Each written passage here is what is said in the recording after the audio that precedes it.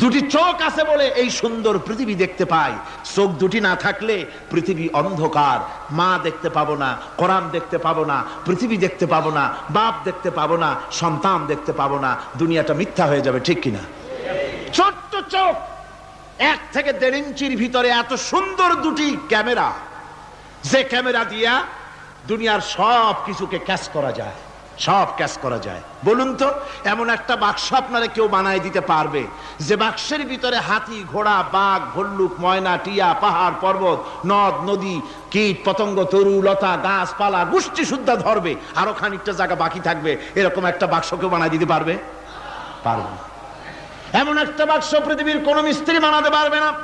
কিন্তু আল্লাহ রাব্বুল আলামিন আপনার আমার কপালের নিচে 1 থেকে 1.5 ইঞ্চির ভিতরে এমন 2টা ফিল্ম বক্স তৈরি করে দিয়েছেন, যা দিয়ে তাকাবেন আপনি কোটি কোটি মানুষ দেখবেন, পাহাড় দেখবেন, সমুদ্র দেখবেন, সূর্য দেখবেন, চন্দ্র দেখবেন। এত কিছু দেখার পরেও চোখের ভিতরে আরো খানিকটা জায়গা ফাঁকা থেকে যায়। কি বিরাট নিয়ামত এই চোখ আল্লাহ পাক আমাদেরকে দান করেছেন। এই চোখকে হেফাজতের জন্য আবার চোখের উপরে সানসেট তুলে দেওয়া আছে। সানসেট ভুরু, আল্লাহ ভুরু লাগায় দিয়েছেন, নিচে একটু হাড় জায়গায় দিয়েছেন, উপরে সানসেট, ভেতরে চোখ, যাতে করে বল এসে লাগলে পরে চোখটা গলে না যায়, আছাড় খেলে পরে চোখটা গলে না যায়, চোখটাকে সেফ সাইডে রেখে দিয়েছেন আল্লাহ পাক। সুবহান।